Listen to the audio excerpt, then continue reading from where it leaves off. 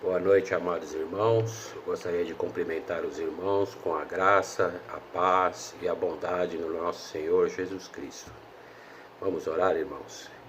Senhor nosso Deus, nós te agradecemos, Pai amado, por nós podermos estar mais uma noite aqui reunidos, Senhor, em espírito, em verdade, para glorificar e para honrar o seu nome, Senhor. Ó Santo Deus, tenha misericórdia das nossas vidas, Senhor. Abençoa cada irmão que está participando desse culto, Senhor. Nos dê saúde, Senhor. Nos dê sabedoria para nós podermos,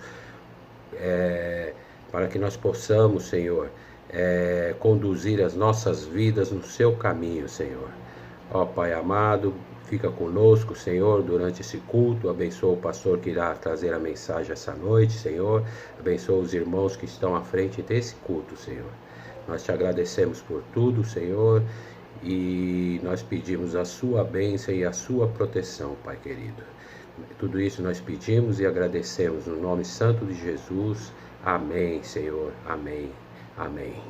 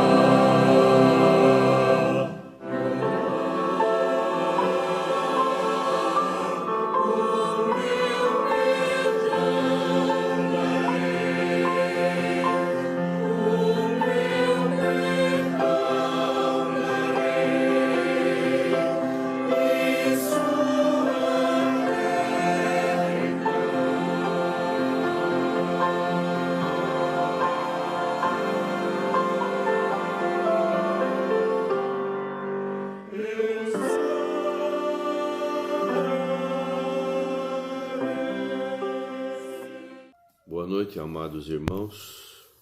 Mais uma vez nos encontramos para juntos podermos louvar o nosso Deus. Quero ler um texto que está aqui no livro de Provérbios, capítulo 21, versículo 2, diz assim, todo o caminho do homem é reto aos seus próprios olhos, mas o Senhor sonda os corações.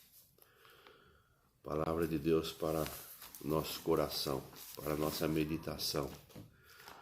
Pequeno versículo que fala sobre o ser humano. E nós somos assim mesmo. Parece que todos os caminhos são retos, mas o nosso Deus conhece o que há dentro de cada um de nós. E nós precisamos estar sempre na presença do nosso Deus, buscando a sua verdade, a sua palavra, para poder nos santificar, porque Deus conhece os nossos corações. E muitas vezes nós pedimos coisas que Deus não se agrada. Muitas vezes passa pensamentos na nossa mente, no nosso coração, que Deus não se agrada também. E nós precisamos tomar cuidado, precisamos buscar a presença de Deus diariamente para estar sempre diante de Deus. Deus sonda os nossos corações. Louvado seja o nosso Deus que nos conhece cada um de nós, conhece o que precisamos, o que necessitamos, e Deus nos dá tudo o que nós necessitamos. Então, devemos buscar em primeiro lugar o reino, buscar a sua palavra, buscar as coisas do alto, as coisas do nosso Deus, nos preocupar com a nossa vida espiritual. E o restante, Deus vai acrescentar em nossas vidas tudo que nós precisamos.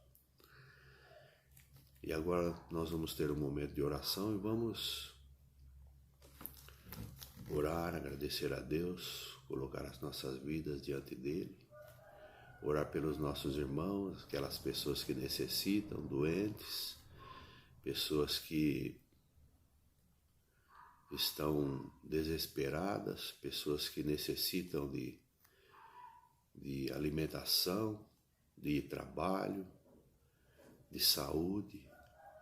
O nosso Deus pode todas as coisas, irmãos. Então, fecha os teus olhos e interceda junto comigo por essas pessoas. Eu sei que você conhece alguém que necessita da presença de Deus, necessita de paz, necessita de harmonia em seu lar.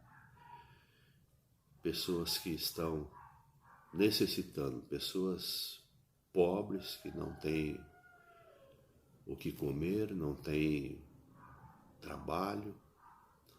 E nós podemos interceder, falar com o nosso Deus para que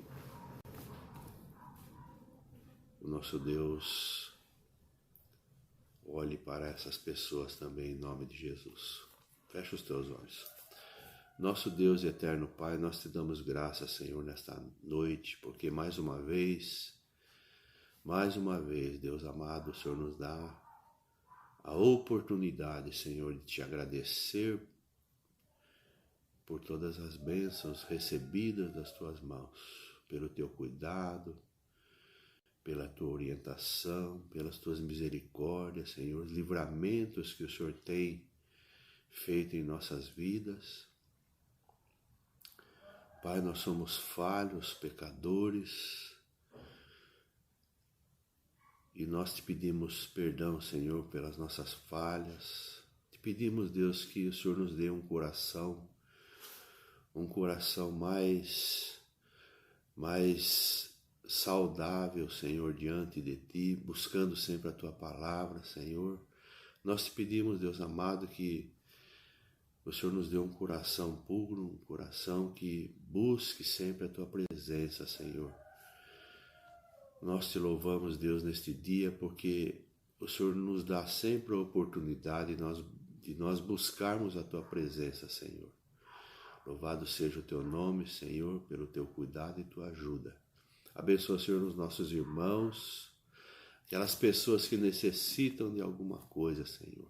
Necessitam de trabalho, necessitam de uma cura, Deus amado. Nós rogamos a ti, Senhor, e invocamos a tua presença, invocamos a tua bondade, a tua misericórdia, porque o Senhor é um Deus cheio de misericórdia e bondade.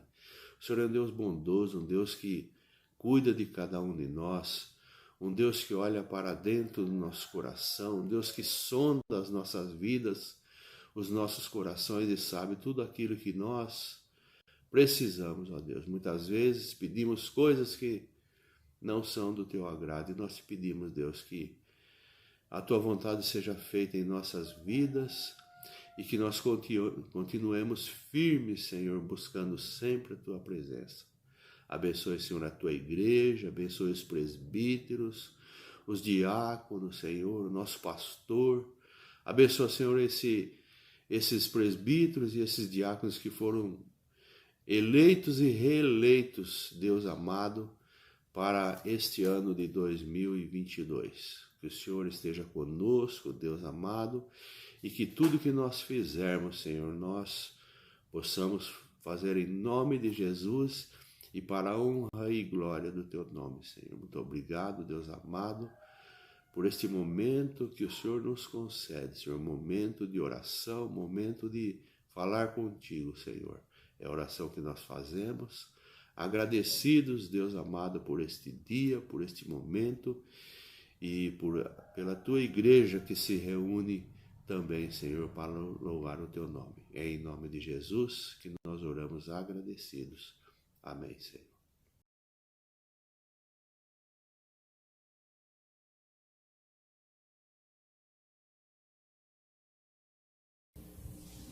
Gostaria de saber, neste início de ano, se você está meio subsconfláutico, se você está meio subsconfláutica. Quem aqui está subsconfláutico? Você não precisa responder. Pode repetir, por favor? Sub o quê? Sub o quê? Essa é sempre a pergunta de espanto que me fazem quando eu digo esta palavra, subsconfláutico. Mas o que quer dizer isso? E então, eu explico sempre, todas as vezes que eu digo essa palavra, subsconfláutico. Tempos atrás, a Laura, minha irmã, que morava em Campo Grande, mudou-se para uma cidadezinha do interior do Mato Grosso do Sul. Depois de um certo tempo, e querendo ter notícia dela e da família, liguei, e para iniciar a conversa, eu perguntei a ela: e aí, Laura, tudo bem? Como vocês estão? E ela, do outro lado do telefone, respondeu: hoje eu estou meio subsconfláutica. E aí foi a minha vez de perguntar: sub o quê? E ela me respondeu de maneira silábica: subsconfláutica. Subsconfláutica. E começou a rir. E então explicou: aqui, nessa cidade, subsconfláutico é estar meio triste, meio para baixo, meio down. Todo mundo sabe o que significa. E todos aqui na cidadezinha usam esta palavra quando estão tristes ou meio para baixo.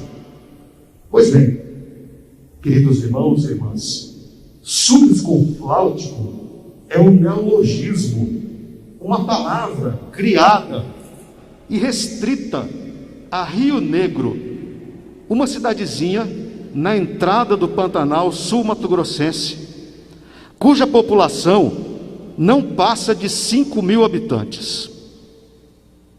E se você usar esta palavra subsconfláutico com qualquer habitante da capital, Campo Grande, e que está a apenas 150 quilômetros de Rio Negro, ninguém saberá o significado dessa palavra. A apenas 150 quilômetros da cidadezinha. Isso é incrível, isso é incrível. É próprio das línguas, dos idiomas, criar sotaques, novas palavras e mesmo expressões que fazem sentido àquele micro-universo em que estão inseridas. Isso é comum.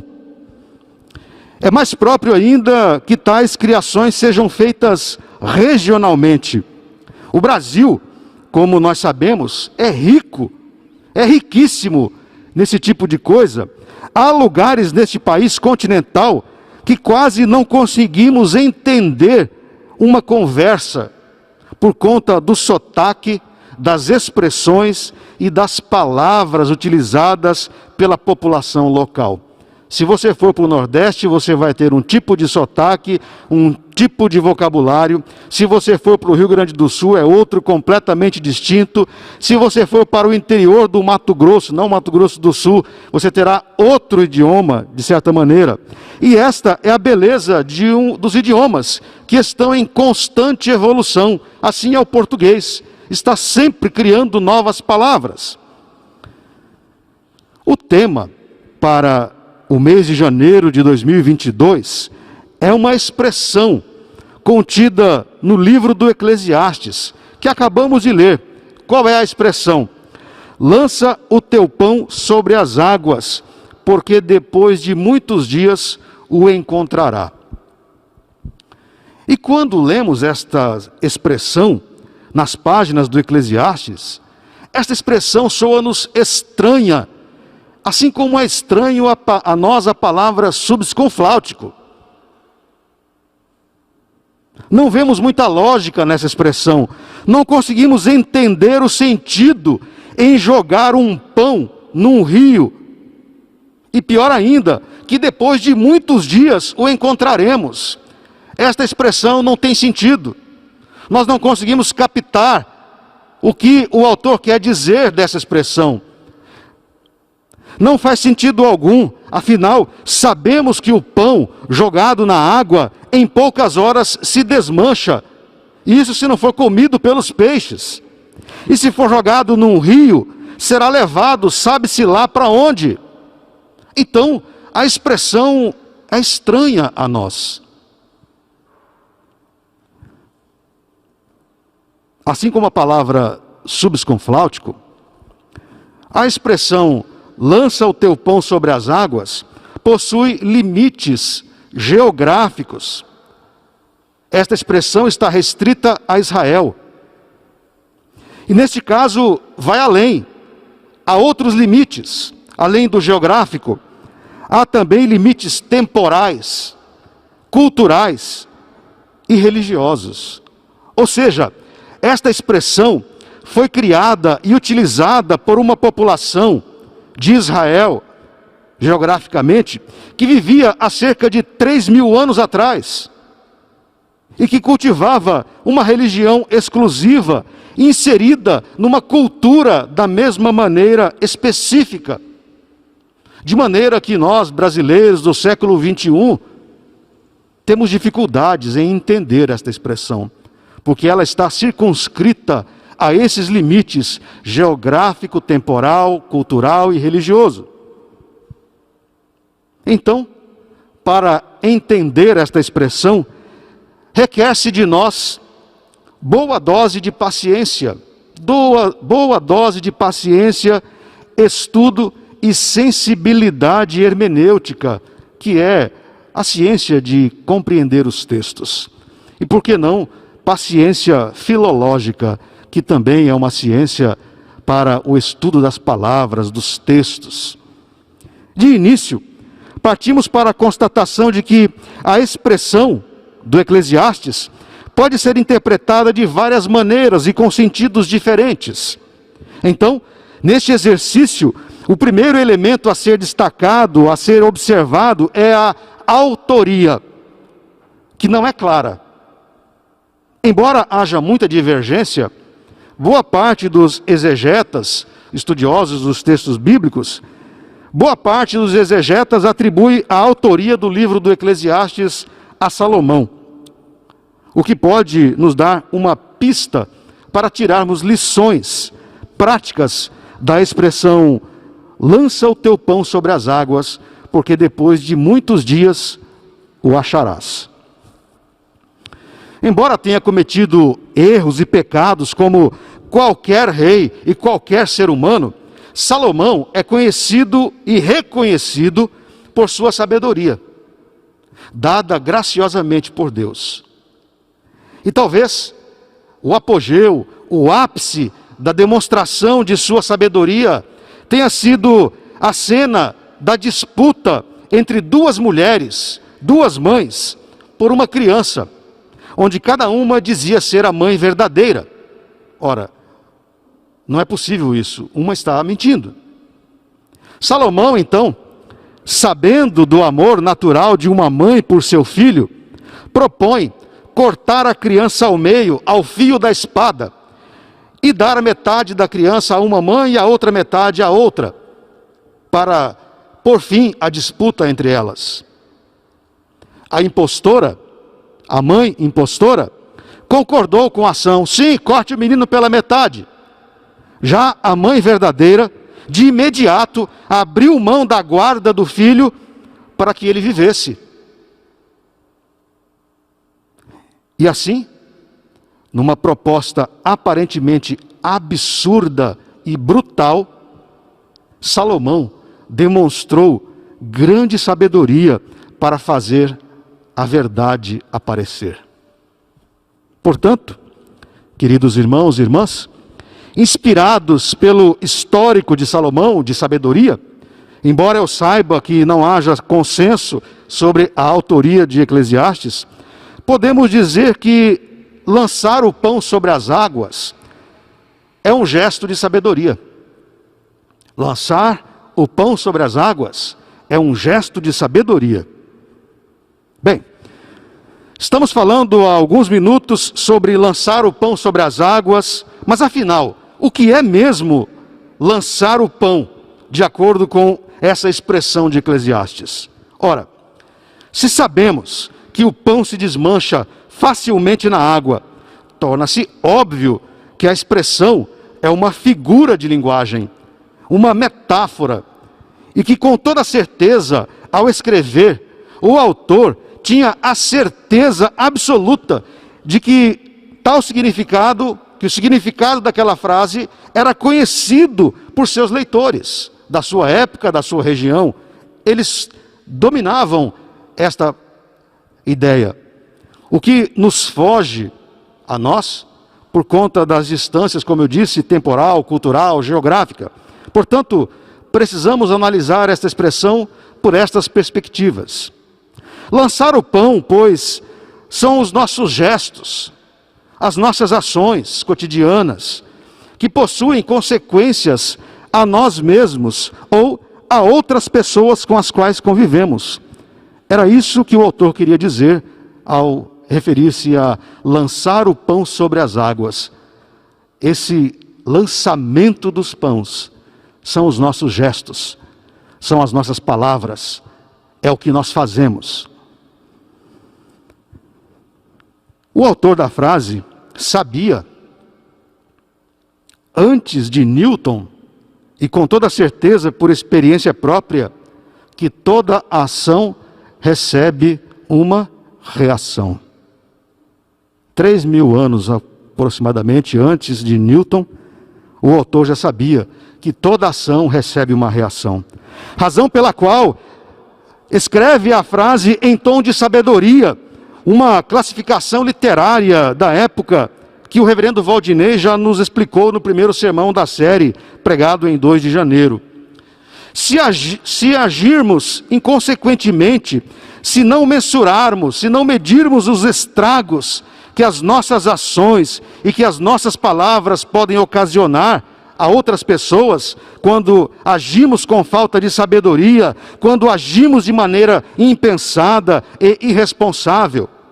E aqui entra a terceira lei de Newton, conhecida 3 milênios antes pelo pregador, como é conhecido o autor do Eclesiastes: toda ação receberá uma reação. Ao lançar o pão sobre as águas, ou seja, ao agirmos de maneira impensada, e ao proferirmos palavras inconsequentes, impensadas, àqueles com os quais nós convivemos, com certeza as acharemos tempos depois. Estas palavras lançadas, este pão lançado sobre as águas, tempos depois o encontraremos. Tempos depois encontraremos tais palavras que foram lançadas impensada e inconsequentemente. Num movimento de reação, elas retornarão a nós posteriormente da mesma maneira, ou seja, ditas ou feitas por alguém da mesma maneira inconsequente e impensada. Como você, querido irmão, querida irmã, como você tem lançado o seu pão sobre as águas? Você tem sido implacável com as pessoas que cometem algum tipo de erro, algum deslize? Nesta regra prevista pelo pregador, dias depois, se você age de forma implacável com as pessoas, dias depois você será tratado da mesma maneira, implacavelmente. Porque toda ação receberá, por certo, uma reação. Você tem sido mal educado com as pessoas? Você tem se demonstrado inflexível, intransigente e intolerante com o menor erro que as pessoas cometem? Pois bem, se este tem sido o pão que você tem lançado nas águas, cuidado, cuidado. Você o encontrará dias, semanas, meses ou até anos depois. O problema é que normalmente quem age assim, de forma inconsequente, impensada, intransigente e por que não arrogante, o problema é que normalmente quem age assim tem memória curta, e eu diria seletiva. Facilmente se esquece do que fez e do que disse. E quando tempos depois encontra o pão lançado anteriormente, não consegue fazer a relação da causa e efeito, e então fica indignado pela maneira com que é tratado, porque se esqueceu de como tratou anteriormente as pessoas. Em outras palavras, seremos feridos da mesma maneira com que ferimos os outros anteriormente. Seremos tratados com a mesma inflexibilidade com que tratamos as outras pessoas. E onde, pois, está a sabedoria? É o que todos queremos saber. No texto, o verso 2 nos esclarece. Reparte com 7 e ainda 8, porque não sabes que mal sobrevirá à terra. A sabedoria, meus irmãos, é usar a regra a nosso favor. Esta é a sabedoria. Foi isso que o pregador, o autor do Eclesiastes, quis nos ensinar. Usemos, pois, esta regra de que toda ação receberá uma reação. A usemos em nosso favor. Esta é a sabedoria da frase. Ora, talvez você pense, mas isso é egoísmo. E eu respondo, não, isso é sabedoria. Isso é sabedoria. Não faremos o mal para que não nos devolvam o mal. Antes, sábio é fazer o bem, para que nos retribuam da mesma maneira, com o bem. Afinal, não sabemos o dia de amanhã. Não sabemos se haveremos de precisar das mesmas pessoas que hoje machucamos. Você não sabe. E o mundo prega cada história na gente. Você já deve ter tido experiências assim.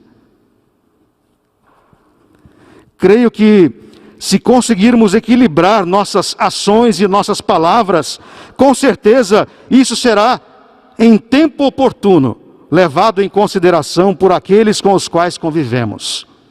Conseguir tal equilíbrio, querido irmão, querida irmã, é demonstrar sabedoria.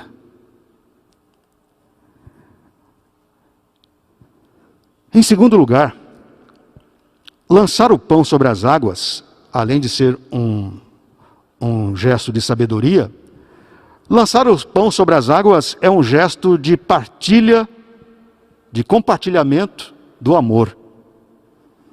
Como consequência da sabedoria, em reconhecer as incertezas da vida quanto ao que pode nos acometer, somos levados a alterar o modo como nos relacionamos com as pessoas, com o nosso próximo. Contudo, se lançarmos o pão nas águas de maneira que nossas ações e palavras forem de paciência, misericórdia, compreensão e, acima de tudo, gentileza, encontraremos este pão dias depois. Portanto, querido irmão, querida irmã, nós que professamos a fé em Jesus Cristo, mais ainda somos desafiados a lançar nas águas o pão do amor, o pão da misericórdia, o pão da bondade, o pão da tolerância, o pão da compreensão, pois como não sabemos e como não controlamos o futuro, por certo, tempos depois, o encontraremos de um jeito ou de outro, encontraremos o pão lançado nas águas. Foi o que aconteceu com Sundar Singh, um indiano, um missionário indiano. Se converteu ao cristianismo e por esta razão, por ter se convertido ao cristianismo, foi expulso do seu lar, foi expulso do carinho e do conforto da família, e vindo posteriormente tornar-se missionário.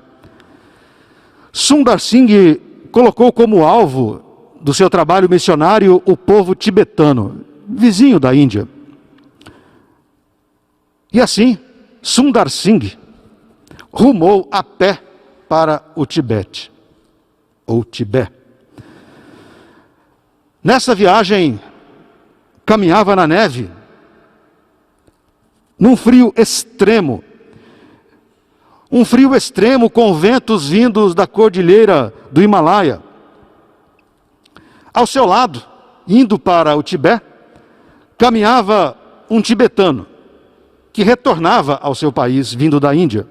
E caminharam juntos por vários quilômetros, nesta neve e neste frio terrível. Num dado momento da viagem, Sundar Singh viu à frente, caído na neve, um homem. Chegando perto, constatou que o indivíduo ainda respirava. Não havia morrido ainda, mas estava em processo de hipotermia, congelamento.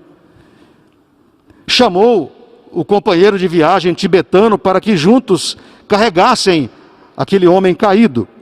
O tibetano protestou e disse que não ia ajudar, recusou-se a ajudar, dizendo que se não andassem rápido, daí a pouco seriam 3 à beira do caminho congelados. E seguiu o caminho sozinho, deixando Sundar Singh com o homem caído pelo caminho. Sundar Singh então, depois de prestar os primeiros socorros, colocou o homem nas costas e começou a carregá-lo, caminho afora, em meio à neve.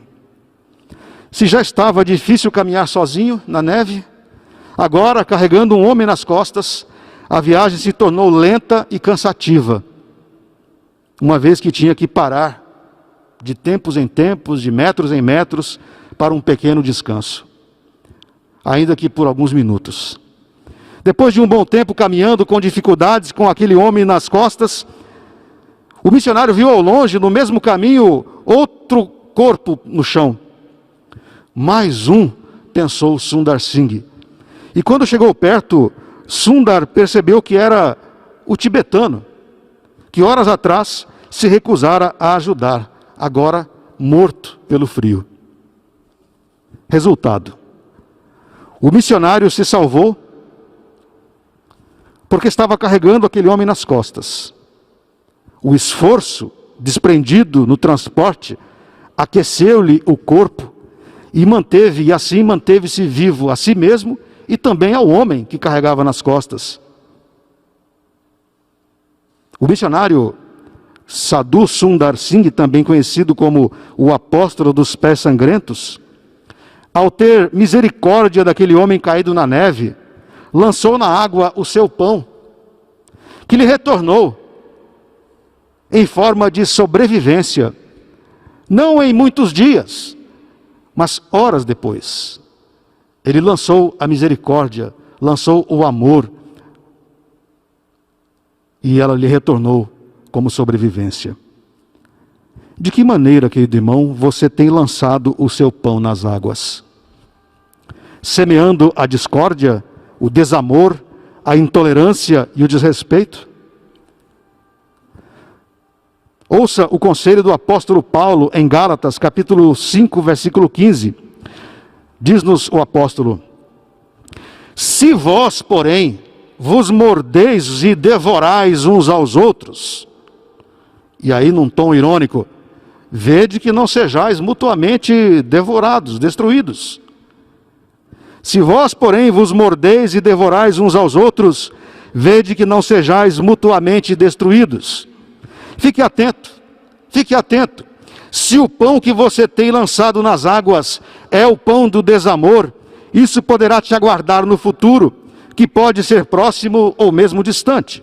Ademais, não são estas atitudes que se esperam daqueles que foram chamados das trevas para o maravilhoso reino de Jesus Cristo, o príncipe da paz. Não é isso que se espera de nós cristãos.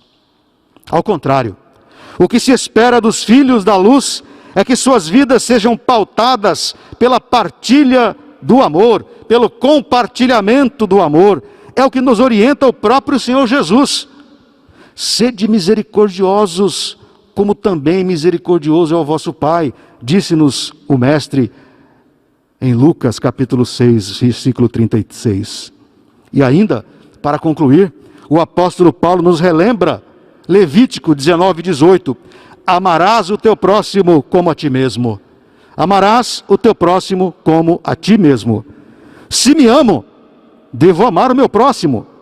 Se amo meu próximo, serei amado por meu próximo. Esta é uma das lições da expressão lança o teu pão sobre as águas e depois de muitos dias o encontrarás. E isso, querido irmão, querida irmã, não é egoísmo ou agir com segundas intenções, mas é compartilhamento do amor. Compartilhemos, pois, o amor, lancemos este pão. Em terceiro lugar, lançar o pão sobre as águas é também, além de ser um gesto de sabedoria e de compartilhamento do amor, lançar o pão sobre as águas é também um gesto de fé. É um gesto de fé. O pregador oferece algumas pistas para a explicação da frase. Lance o teu pão sobre as águas, porque depois de muitos dias o acharás. Uma destas pistas está no versículo 6, que diz: semeia pela manhã a tua semente, e à tarde não repouses a mão, porque não sabes qual prosperará, se esta, se aquela, ou se ambas igualmente serão boas. O trabalho de lançar as sementes é um ato que exige certa dose de fé. Afinal, terminado o trabalho, aguarda-se pacientemente e não se sabe quais delas germinarão. Se uma, se muitas, se todas, ou se nenhuma. Mas lançar o pão sobre as águas, tal qual lançar no solo as sementes, é um gesto de fé, que é o que foi feito e é bom. Ou seja, o bem em menos ou mais tempo retornará. Na maior parte das vezes não compreendemos a fé. Na maior parte das vezes não conseguimos muito compreender a fé. Achamos que somos nós que a dominamos e que há entre nós pessoas com mais ou com menos fé. É muito comum, em outros meios, dizer: olha, peça para o fulano de tal orar, ele tem muita fé. Isso é um grande equívoco. E isso pode ser algo perturbador em nossa vida cristã. E mais que isso, a não compreensão do que seja a fé pode gerar em nós uma grande frustração, fazendo-nos sentir incrédulos, o que não é verdade. O que não é verdade. Para nós protestantes, a fé é principiada, é iniciada em Deus, e Ele nos-la oferece como um dom.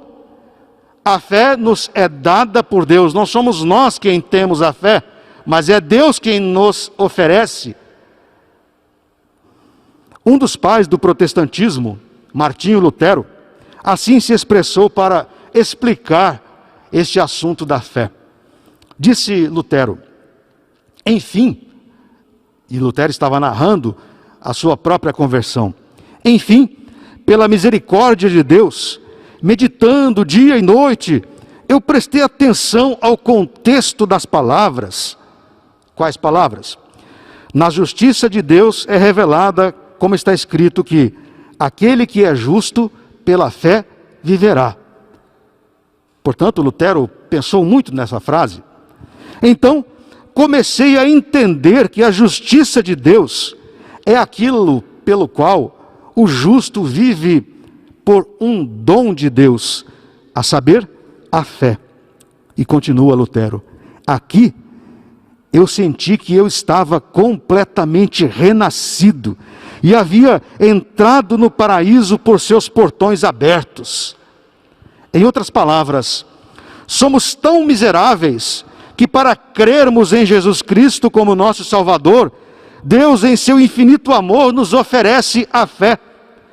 Assim, todos os que professam a Jesus Cristo como Senhor e Salvador receberam a fé para poderem crer, porque senão nem isso conseguiriam fazer.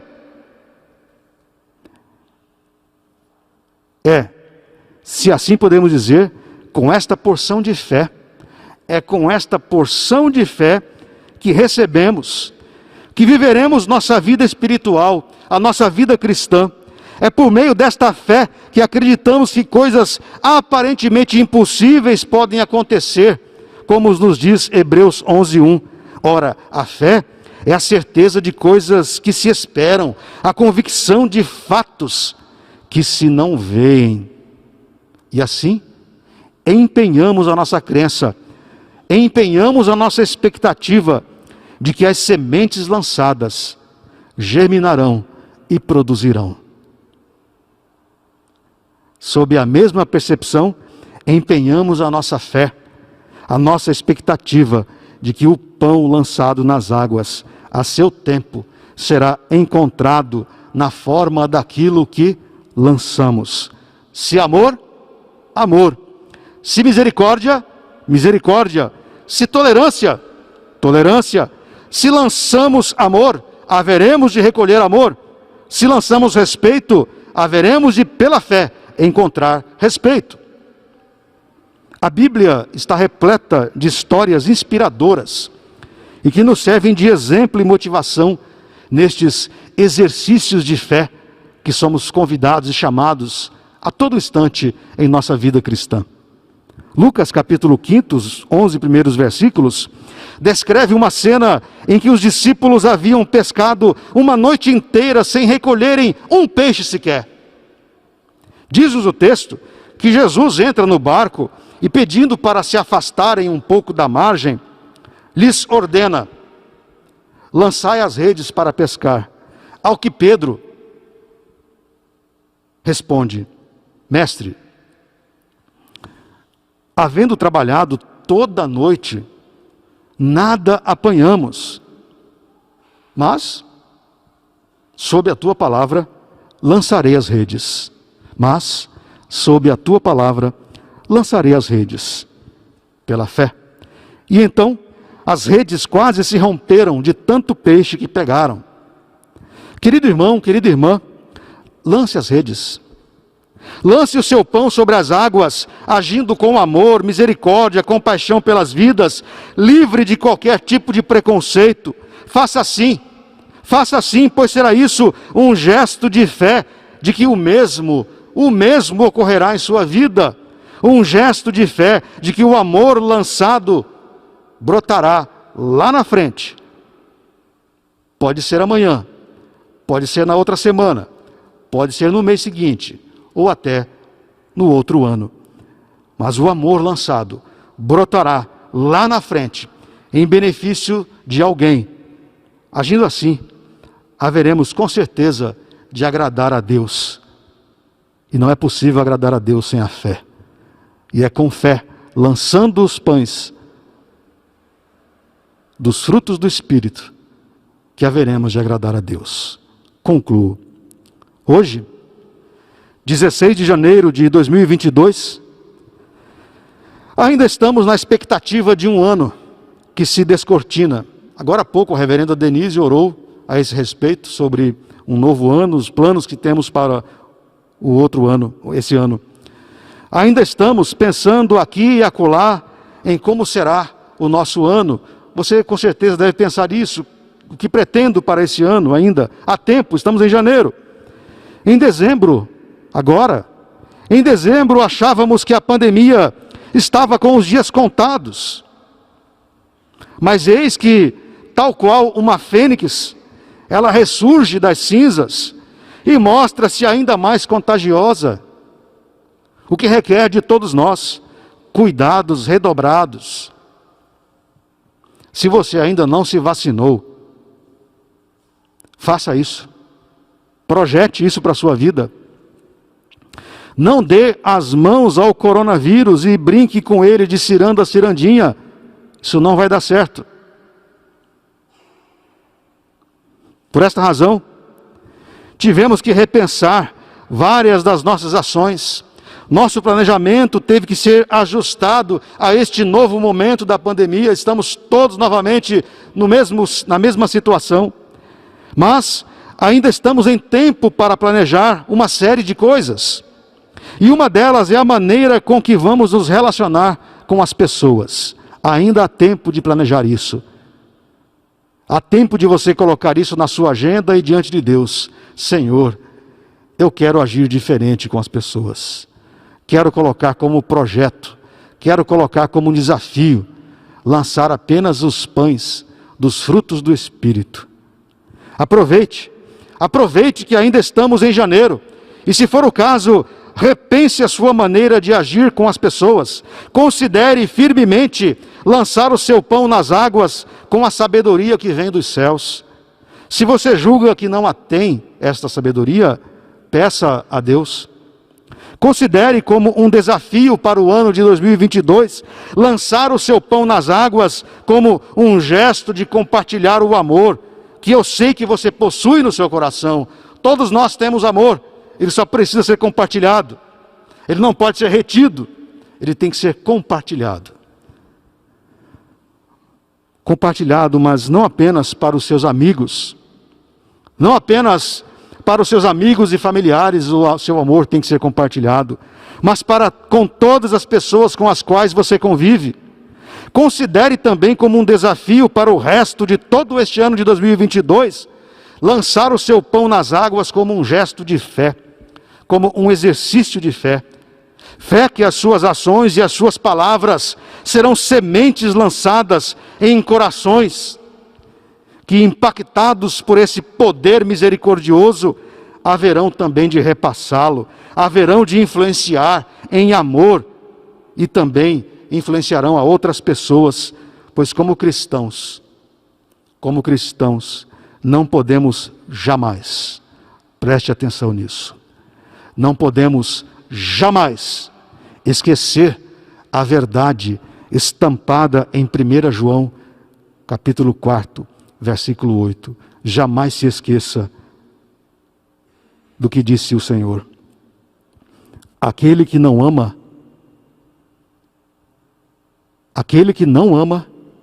não conhece a Deus.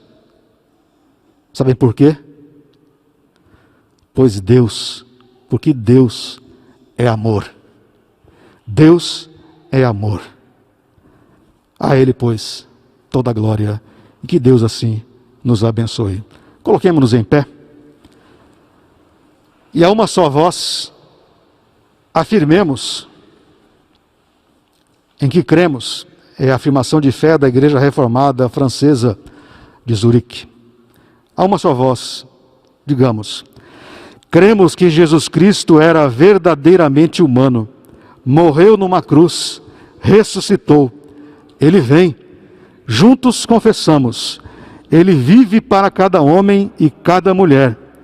Ele nos chama para servir ao nosso próximo. Graças a Ele, nossa vida tem sentido. Sim, Jesus Cristo é o Senhor. Amém.